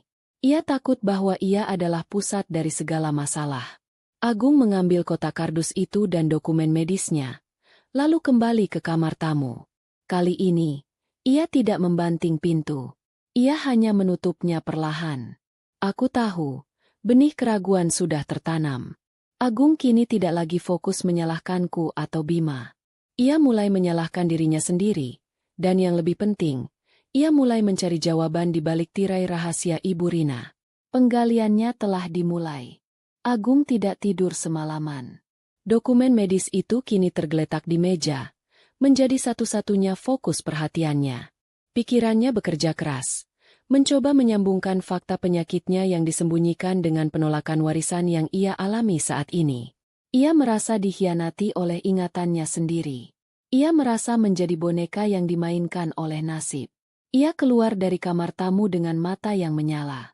Kali ini, amarahnya bukan lagi diarahkan padaku, tapi pada kebenaran yang terasa licin dan tak terjangkau. Aku harus bertemu Bima, katanya tiba-tiba, saat aku sedang menyiapkan sarapan. Aku meletakkan spatula. Untuk apa? Mau menuduh dia lagi? Aku butuh jawaban. Mei. Kenapa aku disembuhkan dengan pengorbanan, lalu sekarang dihukum dengan penolakan? Apa Bima tahu sesuatu yang aku tidak tahu? Aku hanya menatapnya. Inilah saatnya. Agung harus menghadapi Bima. Jika kamu ingin Bima bicara, kamu harus datang dengan kepala dingin, Gung. Bima tidak akan bicara jika kamu mengancamnya. Aku tidak mengancam. Aku hanya akan bertanya apa sebenarnya amanah itu. Agung mengambil kunci mobilnya. Aku akan ke sekolahnya. Aku tahu dia ada di sana. Aku tidak berusaha menghentikannya. Aku tahu Bima tidak akan mengungkap rahasia itu. Tapi aku juga tahu bahwa konfrontasi ini akan mendorong Agung semakin dekat pada kenyataan pahit. Sore harinya, Bima sedang merapikan perpustakaan sekolah setelah jam pelajaran usai. Ia sedang menikmati ketenangan, saat tiba-tiba pintu didobrak terbuka. Agung berdiri di ambang pintu, tampak seperti badai yang siap meluluh lantakkan segalanya. Bima, kita harus bicara, tuntut Agung. Suaranya menggelegar di ruang hening itu. Bima, yang sudah menduga kedatangan kakaknya, mengambil napas panjang. Mas Agung, aku tahu Mas marah soal rumah. Tapi jangan di sini. Ini sekolah. Aku tidak peduli. Sekolah, kantor, atau kuburan. Aku harus tahu kenapa ibu melakukan ini padaku. Agung mendekat. Tangannya mencengkeram bahu Bima. Aku menemukan ini. Bim, kau tahu ini apa? Agung melemparkan catatan medisnya ke meja perpustakaan. Bima melihatnya. Matanya membesar karena terkejut. Ia tidak menyangka Agung akan menemukan dokumen ini. Mas, dari mana kau dapat ini? Bukan dari mana aku dapat. Tapi apa ini isinya? Aku pernah sakit separah ini. Dan ibu yang biayai. Dengan menjual semuanya. Aku berhutang nyawa pada ibu. Dan sekarang, ibu memberimu rumah itu. Agung berteriak. Air mata mulai menggenang di matanya. Air mata rasa sakit dan pengkhianatan. Aku sudah berkorban nyawa. Bim. Kenapa ibu tidak memberiku kesempatan untuk membalas kebaikannya? Kenapa ibu malah memberimu warisan yang seharusnya menjadi milikku, sebagai simbol bakti? Bima menunduk. Ia tidak bisa melihat wajah Agung. Ia tahu, kebenaran itu ada di ujung lidahnya. Tapi janji kepada Ibu Rina jauh lebih berat daripada amarah kakaknya. Mas Agung, Bima mencoba bicara setenang mungkin. Ibu melakukan itu karena ibu sangat sayang padamu. Soal rumah ini, aku sudah bilang, ini amanah. Amanah apa? Amanah untuk menghukumku? Amanah untuk menjamin pengobatan yang kau bilang di surat wasiat itu? Pengobatan siapa? Bim? Aku sudah sembuh total. Agung menekan Bima habis-habisan. Ia menyudutkan Bima, membuat Bima merasa sangat terdesak. Jawab. Bim, pengobatan siapa yang lebih penting daripada aku? Anak sulungnya yang berbakti. Bima mendongak. Ia melihat keputusasaan di mata kakaknya. Ia tahu, ia harus memberikan petunjuk yang cukup untuk meredakan amarah Agung, tanpa melanggar sumpah rahasianya. Mas, dengarkan aku baik-baik, kata Bima, suaranya rendah. Warisan ini bukan untukku. Ini adalah aset yang harus kujual. Jika sewaktu-waktu ada kebutuhan mendesak untuk menutupi biaya yang sangat besar, biaya yang tidak bisa diurus oleh Mas Agung sendiri. Biaya apa? Aku punya asuransi. Aku punya uang. Aku punya semuanya. Balas Agung. Tapi, Mas Agung tidak punya keikhlasan untuk mengetahui kebenaran pahit di balik semua aset itu. Ujar Bima, kalimatnya tajam, menusuk langsung ke ego Agung. Apa maksudmu? Keikhlasan. Mas, kau tahu, ada hal-hal di masa lalu yang Mas anggap sudah lunas. Padahal itu meninggalkan jejak utang yang sangat panjang. Bima memberi petunjuk paling gamblang. Ia berharap Agung akan cukup pintar untuk menyambungkan utang penyakitnya dengan utang bisnis yang juga pernah ia buat. Bima tahu ia harus menciptakan jarak antara Agung dan Ibu Rina untuk sementara waktu, agar rahasia Ibu Rina tetap aman. Jadi, ia mengarahkan panah tuduhan itu kembali ke Maya, seolah-olah Maya adalah sumber dari masalah ini. Mas, yang jelas, Ibu Rina tahu persis siapa yang bisa dia percaya. Dan jika Mas bertanya kenapa Ibu Rina lebih mempercayaiku, tanyakan pada istrimu. Dia tahu lebih banyak daripada yang dia katakan. Dia tahu semua detail yang Mas anggap sepele. Bima tahu bahwa kalimat ini akan memancing Agung kembali ke rumah. Ia sengaja melakukannya agar Agung berhenti mengganggu Ibu Rina dan mengalihkan fokusnya ke Maya. Maya! Agung terkejut. Amarahnya kembali menyala. Jadi, kalian bersekongkol. Kalian memang berkomplot. Kamu memberiku petunjuk samar, dan Maya menahan kebenaran agar aku terlihat bodoh di mata kalian. Bima menggeleng. Aku tidak berkomplot, Mas. Aku hanya menuruti amanah. Tanya Mbak Maya. Dia sudah lama tahu alasan ibu tidak pernah merasa aman dengan kondisi finansial Mas Agung. Agung mencengkeram catatan medisnya. Wajahnya merah padam. Ia tidak menunggu lagi. Ia tahu, satu-satunya orang yang memegang kunci untuk membuka misteri ini adalah Maya. Ia langsung berbalik, meninggalkan Bima sendirian di perpustakaan. Bima tersandar ke dinding setelah Agung pergi. Ia menghela napas. Ia telah mengorbankan hubungannya dengan kakaknya demi menepati janji pada ibunya. Sementara itu, di rumah kami, aku sedang menyiram tanaman. Aku sudah menduga Agung akan kembali dalam keadaan seperti ini. Saat ia masuk, ia tidak lagi tampak lelah. Ia tampak seperti pemburu yang menemukan jejak mangsanya. Kamu, Mei, kamu sudah lama tahu semuanya, kan? Teriak Agung, melemparkan catatan medis itu ke lantai. Bima bilang kamu yang tahu semua detail kenapa ibu tidak pernah merasa aman denganku. Aku berdiri tegak. Aku meletakkan selang air, membiarkan keheningan mengisi ruang di antara kami. Aku tahu ini saatnya. Ia sudah mencari, ia sudah menemukan potongan teka-teki, dan kini ia datang padaku untuk menyusun semuanya. Aku tahu, Gung. Aku tahu semuanya. Kataku, suaraku tenang. Kenapa kamu diam? Kenapa kamu membiarkan aku hidup dalam kebohongan? Kenapa kamu membiarkan aku dihina oleh Bima? Agung mencengkeram lenganku. Aku menatap matanya, tidak menunjukkan rasa takut. Aku diam karena janji, jawabku pelan. Janji yang kubuat pada ibumu. Janji untuk melindungimu dari dirimu sendiri.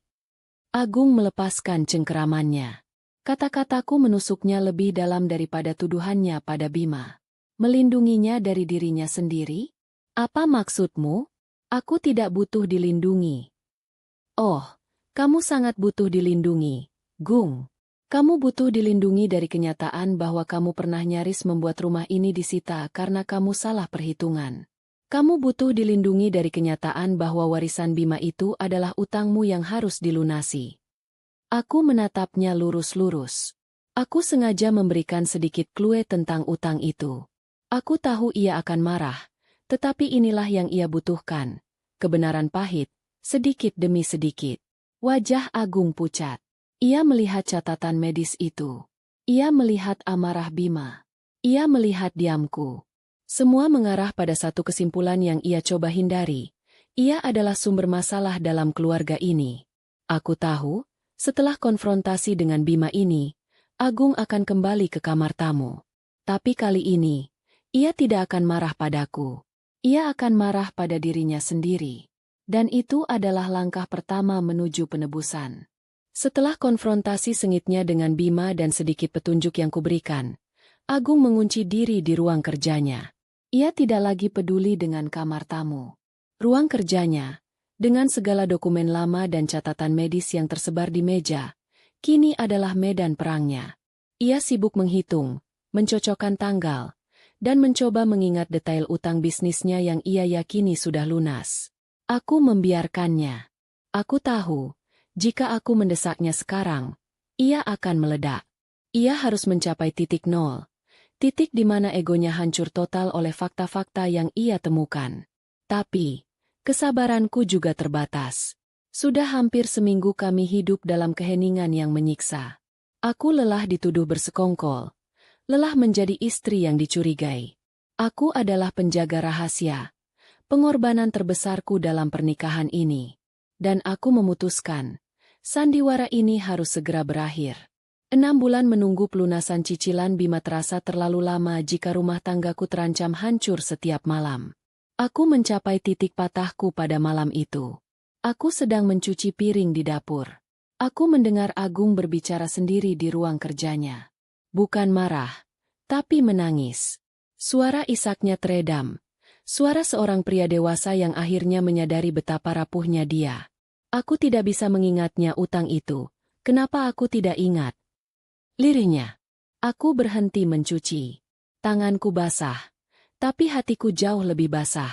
Aku tahu, ia menangisi bukan hanya utang atau warisan, tetapi ia menangisi dirinya sendiri yang selama ini hidup dalam ilusi kesuksesan, tanpa tahu betapa besarnya pengorbanan ibu dan istrinya. Aku mengeringkan tangan.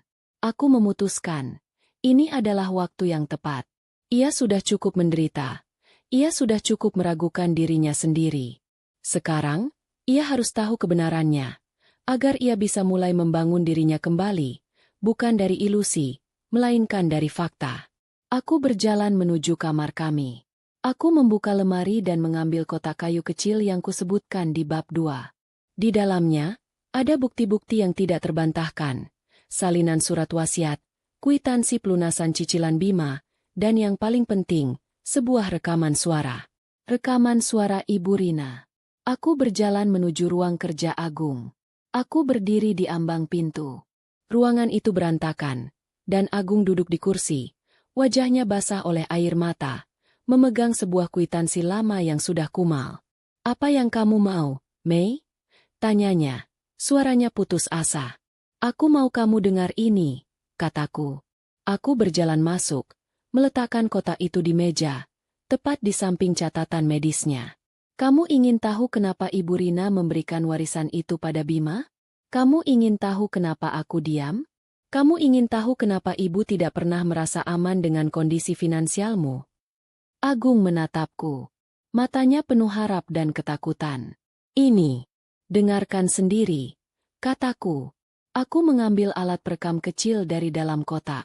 Ini adalah rekaman percakapan terakhirku dengan Ibu Rina, yang kurekam secara diam-diam beberapa minggu sebelum pengumuman warisan.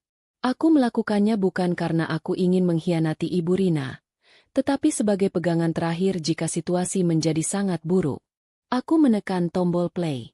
Suara Ibu Rina, yang lembut namun berwibawa, memenuhi ruangan itu. Suara Ibu Rina.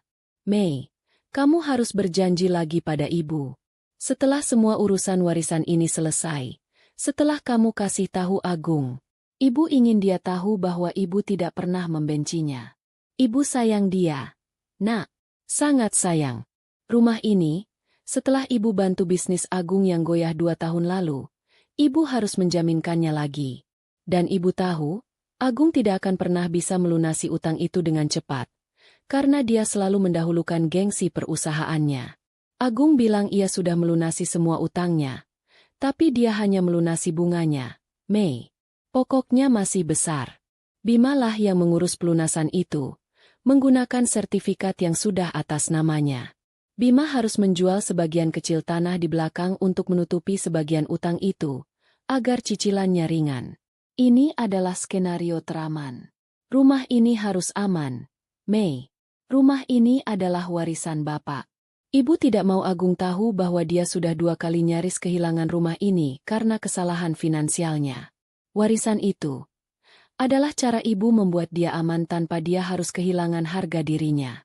Dia akan marah. Dia akan menyalahkanmu, Nak. Tapi tolong, bersabarlah. Tunggu sampai dia mencapai titik ini. Titik di mana dia sudah capek mencari kesalahan orang lain. Baru kamu bicara. Baru kamu tunjukkan rekaman ini. Biar dia tahu, warisan ini bukan penolakan, tapi pengorbanan. Suara Ibu Rina terputus. Keheningan menggantung di udara.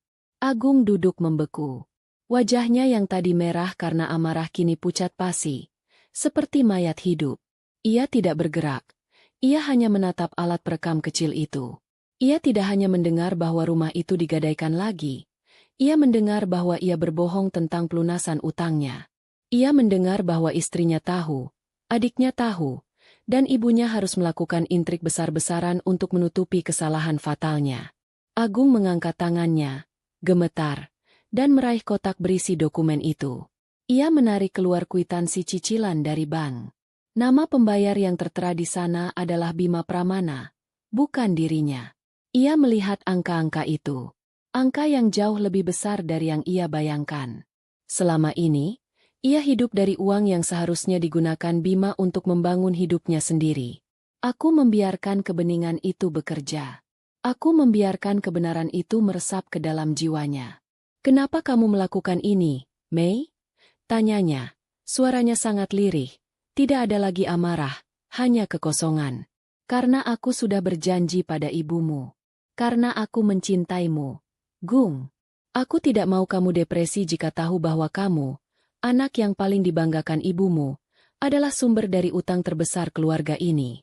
Ibu Rina tidak mau kamu hancur. Aku berjalan mendekat, mengambil tempat di sampingnya. Aku menyentuh bahunya. Bahu yang biasanya terasa kokoh kini terasa ringkih. Ibumu tidak menolakmu, Gung. Ibumu melindungi kamu dengan segala cara, sampai dia harus rela membuatmu membenci dia sebentar, kataku. Agung perlahan berbalik, memelukku erat-erat. Pelukan yang berbeda dari biasanya. Ini adalah pelukan seorang pria yang sangat terluka, yang baru saja kehilangan segalanya, termasuk keyakinan pada dirinya sendiri. Aku tidak tahu, katanya. Suaranya tercekat. Aku menuduhmu, Mei. Aku menuduh Bima. Aku menghina ibu. Sudah, Gung. Ibu sudah menduganya, kataku, mengusap punggungnya. Sekarang, kamu tahu yang sebenarnya. Warisan itu adalah utangmu yang harus Bima lunasi. Rumah itu adalah nyawamu yang harus Bima selamatkan. Aku tahu, keputusanku untuk melanggar janji dengan Ibu Rina dan mengungkap rekaman itu adalah risiko besar. Tapi, ini adalah satu-satunya cara untuk menyelamatkan Agung dari kehancuran mental yang lebih besar, dan yang paling penting, menyelamatkan rumah tangga kami. Aku menatap jam. Masih ada satu hal terakhir yang harus dilakukan. Besok, kataku, memegang wajahnya. Kita temui Ibu Rina. Kamu harus mendengar langsung dari beliau. Kamu harus meminta maaf. Sudah cukup kita semua hidup dalam rahasia ini. Agung mengangguk. Tanpa bicara.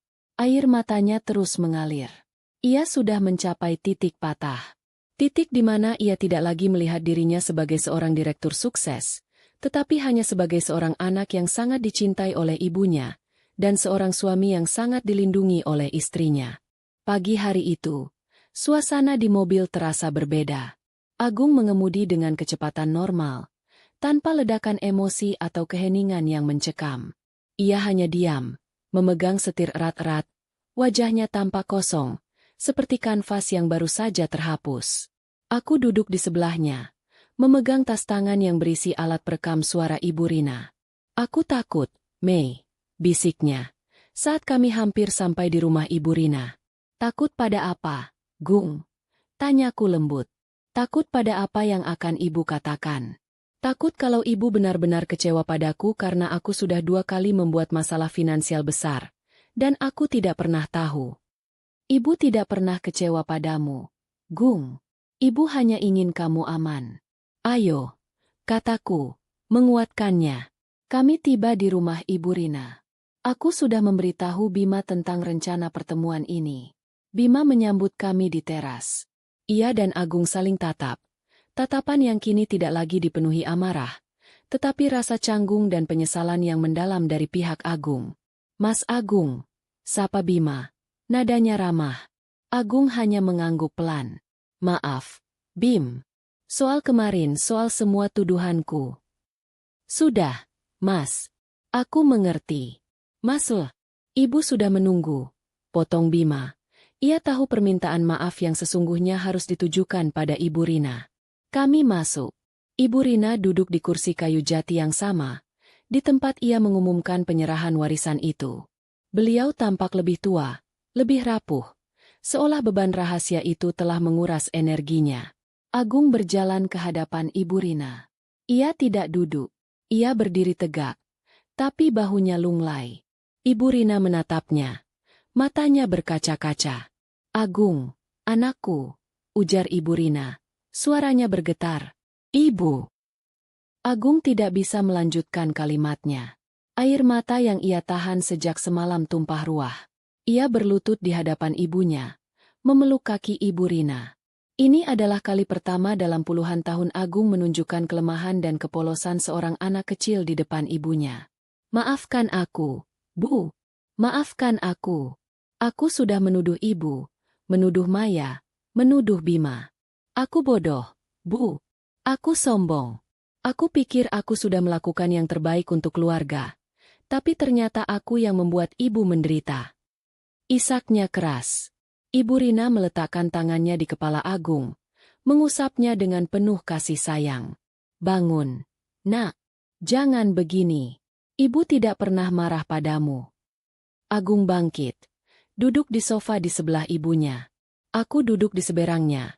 Sementara Bima berdiri di ambang pintu, menjadi saksi bisu momen rekonsiliasi ini. Mei sudah menceritakan semuanya padamu. Tanya Ibu Rina pelan. Agung mengangguk, menyeka air matanya. Semua, Bu. Dari penyakitku 15 tahun lalu, sampai utang bisnisku yang ternyata belum lunas, yang ibu tutupi dengan menjaminkan rumah ini lagi. Aku tidak percaya aku sebodoh itu, Bu. Aku menuduh Maya bersekongkol, padahal dia hanya ingin melindungi rahasia ibu. Ibu Rina tersenyum getir. Warisan itu, Nak. Ibu Rina memulai, suaranya kini kembali tegas. Adalah penyamaran. Rumah ini harus ibu alihkan ke Bima agar dia punya hak hukum penuh untuk melunasi sisa utang yang mengatasnamakan aset ini. Kalau tetap atas nama kamu akan tahu semua detail utangnya, dan kamu akan jatuh. Ibu tidak mau itu terjadi. Jadi, rumah ini adalah perisai, bukan penolakan, kata Agung, akhirnya memahami makna sesungguhnya dari warisan tersebut. Ya, Nak, perisai yang dijaga oleh Bima. Bima yang diam-diam menjual tanah kecil di belakang rumah untuk menutupi sebagian utang itu, agar cicilannya ringan. Bimalah yang setiap bulan memastikan bank tidak mengirim surat penyitaan ke alamat ini. Agung menoleh ke arah Bima. Matanya dipenuhi rasa bersalah dan hormat yang luar biasa. Bim, kenapa kamu tidak pernah bilang? Aku sudah janji pada ibu, Mas. Jawab Bima tenang. Aku tidak mau membuat Mas Agung tertekan. Aku tahu, harga diri Mas Agung jauh lebih berharga daripada rumah ini. Agung menunduk lagi. Ia kini melihat dirinya sendiri dengan lensa yang benar. Bukan pahlawan keluarga, melainkan penerima pengorbanan yang paling besar. Tiba-tiba, ada suara tawa yang memecah suasana. Tawa itu berasal dari luar, dari Paman Harto yang kebetulan lewat. Wah, sudah damai ya? Baguslah. Saya lihat gulai kambingnya masih ada. Ya? Boleh saya bungkus lagi, Bu Rina? Mendengar Paman Harto yang selalu muncul di saat-saat paling tidak terduga, Agung tertawa kecil. Tawa yang tulus, meski masih diselimuti air mata. Itu adalah tawa lega, tawa pelepasan. Ibu Rina ikut tersenyum. Momen kecil itu memberi jeda. Aku mengambil tas dan mengeluarkan alat perekam. Aku menyerahkannya kepada Ibu Rina. Ibu, aku harus melanggar janji dengan Ibu untuk mengungkap rekaman ini. Maaf, kataku. Ibu Rina mengambil perekam itu. Menatapku lembut. Tidak apa-apa. Nak, kamu tahu kapan waktu yang tepat. Kamu sudah menyelamatkan Agung dari kebodohannya sendiri. Agung memegang tanganku erat-erat. Ia tahu, aku yang mengambil risiko terbesar, mempertaruhkan pernikahanku demi janji pada Ibu Rina. Terima kasih, Mei, bisiknya. Kata-kata itu jauh lebih berharga daripada rumah manapun. Ibu Rina kemudian mengambil surat wasiat yang ada di tangannya. Rumah ini, Nak, katanya, menatap Agung dan Bima bergantian, akan tetap atas nama Bima sampai semua urusan utang ini benar-benar selesai. Biarkan Bima mengurusnya. Ini adalah amanah terakhir Ibu. Tapi setelah itu, Bima, kamu bebas. Jual rumah ini, dan bagi rata uangnya untuk kamu dan Agung. Atau, kembalikan ke nama Agung jika kalian setuju. Tidak, Bu, kata Agung cepat. Rumah ini seharusnya tetap jadi milik Bima. Dialah yang menyelamatkan rumah ini. Warisan yang sesungguhnya itu adalah nyawaku yang Ibu selamatkan. Mas Agung. Bima mencoba membantah. Dengar, Bim. Aku sudah merusak rumah ini 2 kali. Aku tidak punya hak. Kamu sudah berkorban paling banyak. Terimalah ini sebagai hakmu, Agung bersikeras. Ibu Rina tersenyum lega. Konflik yang ia ciptakan sebagai perisai akhirnya mencapai tujuan utamanya. Agung akhirnya sadar akan kesalahannya dan bisa berdamai dengan adiknya. Kebenaran telah terungkap. Rahasia itu telah hilang. Dan yang tersisa kini adalah penyesalan Agung yang mendalam, dan rasa syukur yang tak terhingga. Perjalanan pulang dari rumah Ibu Rina terasa seperti perjalanan baru. Bukan karena pemandangan yang berubah, tetapi karena beban yang kami bawa telah terangkat. Agung tidak lagi membisu. Ia bicara, tapi bukan dengan nada amarah. Ia bicara dengan suara penyesalan yang mendalam. Sesampainya di rumah, Agung langsung menuju kamar utama. Ia tidak kembali ke kamar tamu. Ia duduk di tepi ranjang, memegang kepalanya. Matanya masih merah sisa tangisan di depan Ibu Rina. Aku tidak bisa memaafkan diriku sendiri, Mei, katanya, suaranya seperti bisikan. Aku sudah membuat Ibu dan Bima menderita. Dan aku menuduhmu sebagai pengkhianat. Aku bahkan mengira kamu lebih mencintai Bima daripada aku. Aku duduk di sampingnya. Aku menyentuh tangannya yang dingin. Itu sudah berlalu, Gung. Kamu bicara begitu karena kamu terluka. Sudah cukup kamu menyiksa dirimu sendiri. Tidak cukup, Mei. Kamu tidak tahu betapa hinanya aku merasa sekarang. Aku, direktur perusahaan, yang selalu menganggap diriku paling pintar dan paling sukses, ternyata adalah anak manja yang tidak tahu diri. Aku hidup nyaman di atas utang yang ditanggung Ibu dan dibayar Bima. Aku tahu, ini adalah fase yang harus ia lalui. Penyesalan Agung jauh lebih jujur daripada kemarahannya. Ia adalah pria yang harga dirinya hancur lebur, dan aku harus membantunya merangkai kembali pecahan itu, kali ini dengan fondasi yang lebih kuat, yaitu kejujuran dan kerendahan hati. Apa yang harus aku lakukan, Mei? Bagaimana aku bisa membalas kebaikan mereka? Tanyanya, menatapku dengan mata penuh keputusasaan. Kamu tidak perlu membalas dengan uang, Gung. Kamu harus membalas dengan hati, kataku, mengusap lembut pipinya. Pertama, kamu harus berdamai dengan dirimu sendiri. Kedua, kamu harus membuktikan pada Ibu Rina bahwa pengorbanannya tidak sia-sia. Kamu harus jujur mulai sekarang. Agung mengangguk. Ia meraih tanganku dan menciumnya. Maafkan aku, Mei, atas semua kata-kata kasarku, atas semua tuduhan bodohku. Kamu adalah istri yang paling luar biasa. Kamu menahan badai ini sendirian demi menjaga nama baikku. Aku memaafkanmu, Gung. Aku tidak pernah marah. Aku hanya menunggu waktu yang tepat. Jawabku. Aku merasakan hatiku lega. Badai besar itu telah berlalu, dan perahu rumah tangga kami, meski sempat oleng, kini berlayar kembali. Langkah pertama yang Agung ambil adalah membersihkan kekacauan di rumah. Ia menghabiskan sore itu membersihkan ruang kerjanya yang berantakan. Ia menyimpan catatan medis dan rekaman Ibu Rina kembali ke dalam kotak. Tetapi kini ia tidak lagi menyembunyikannya. Ia menyimpannya di laci yang mudah ia jangkau, sebagai pengingat abadi akan pengorbanan ibunya. Ia juga mengambil inisiatif untuk menelepon Bima. Aku mendengarnya berbicara di ruang tamu. Suaranya rendah dan tulus. "Bim, aku tahu kata maaf saja tidak cukup. Tapi, aku berjanji, aku akan membantumu melunasi sisa cicilan utang itu. Bukan sebagai balasan, tapi sebagai tanggung jawabku sebagai kakak. Aku akan memastikan kamu tidak perlu lagi menggunakan gajimu sebagai guru untuk menutupi kesalahan finansialku." Bima menjawab dengan tenang. "Tidak perlu, Mas. Itu sudah menjadi amanahku. Tapi, terima kasih sudah mau jujur padaku. Tolong, Bim, biarkan aku membantumu. Dan soal rumah itu, aku serius.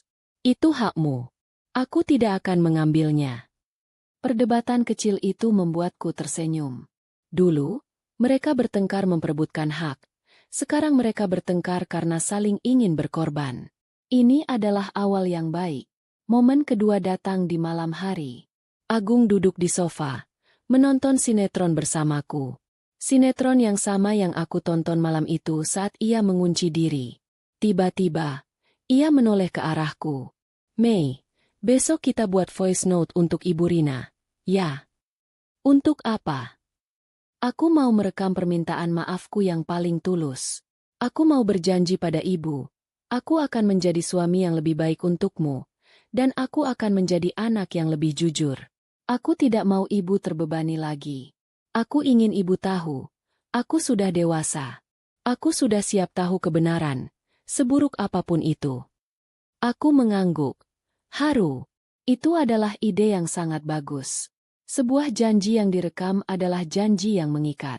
"Tentu, Gung. Kita rekam besok," kataku. Aku melihat Agung di sampingku. Ia terlihat lelah, tapi kini ia diselimuti kedamaian. Ia tidak lagi berusaha menjadi Chief Executive Officer, CEO, yang sempurna. Ia kembali menjadi Agungku, suamiku yang rentan namun jujur. Aku memeluknya. "Terima kasih, Gung, sudah mau mendengarkan hatimu." Ia membalas pelukanku erat-erat. Malam itu, kami tidur di kamar yang sama lagi. Tidak ada lagi perpisahan. Tidak ada lagi tuduhan. Yang ada hanyalah kehangatan dari dua orang yang kembali menemukan satu sama lain setelah badai. Aku tahu, perjalanan kami belum selesai.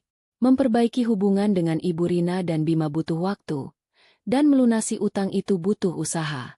Tapi, fondasinya sudah ada. Agung sudah menerima bahwa ia bukanlah korban penolakan, melainkan penerima pengorbanan yang luar biasa. 6 bulan berlalu. Rumah tangga kami berubah total. Agung benar-benar menepati janjinya. Ia tidak hanya membantu Bima melunasi sisa cicilan utang rumah itu, tetapi ia juga bersikeras memberikan sejumlah dana tabungannya kepada Bima, sebagai pengganti uang hasil penjualan tanah kecil yang digunakan Bima untuk menutupi utang lama. Bima, meskipun awalnya menolak, akhirnya menerima.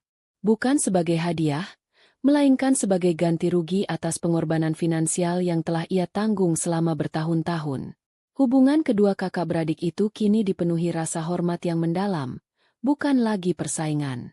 Agung mulai menghargai ketulusan Bima, dan Bima mulai menghargai tanggung jawab Agung. Rumah Ibu Rina, rumah peninggalan bapak, akhirnya lunas sepenuhnya. Sertifikat itu kini bersih dari segala beban utang, berkat perjuangan tersembunyi Ibu Rina, Bima, dan akhirnya, Agung. Sesuai janji, Bima menyelenggarakan pertemuan kecil di rumah Ibu Rina. Hanya ada kami berempat. Ibu Rina, Agung, Bima, dan aku. Ibu Rina terlihat lebih sehat. Senyumnya kini benar-benar tulus dan bebas dari beban. "Anak-anakku," kata Ibu Rina, meletakkan sertifikat rumah yang sudah bersih di meja. Warisan ini sudah selesai. Ibu sudah mengembalikan warisan ini kepada kalian, tanpa beban. Ibu Rina menatap Bima. Bima, sesuai kesepakatan, rumah ini sudah atas namamu. Sekarang, bagaimana keputusanmu? Bima mengambil sertifikat itu. Ia memandang rumah itu, tempat kenangan masa kecilnya, tempat ia diam-diam menanggung beban utang kakaknya. Aku tidak akan mengambil rumah ini, Bu. Kata Bima. Mantap. Rumah ini adalah tempat Mas Agung tumbuh. Mas Agung butuh tempat untuk berdamai dengan masa lalunya. Aku sudah mendapatkan warisan yang lebih berharga. Uang tabunganku kembali, dan aku mendapatkan kembali kehormatanku di mata Mas Agung. Bima mendorong sertifikat itu ke hadapan Agung. Mas Agung, ambillah. Aku akan mengurus surat balik namanya ke nama Mas. Aku tidak mau hadiah dari utang yang Mas buat, kata Bima, tersenyum. Agung menatap sertifikat itu. Ia tidak lagi melihatnya sebagai simbol kekayaan atau harga diri. Ia melihatnya sebagai monumen pengorbanan. Tidak, Bim. Aku tidak mau rumah ini, kata Agung. Rumah ini seharusnya tetap jadi milikmu. Kamu yang menyelamatkannya. Kamu yang pantas mendapatkannya. Aku tidak mau mengulang kesalahan yang sama dengan mengambil aset yang tidak layak aku miliki. Agung dan Bima saling berebut untuk tidak menerima warisan. Melihat pertengkaran kecil itu, Ibu Rina tertawa. Tawa yang lepas dan bahagia. Sudah, cukup, kata Ibu Rina, menengahi.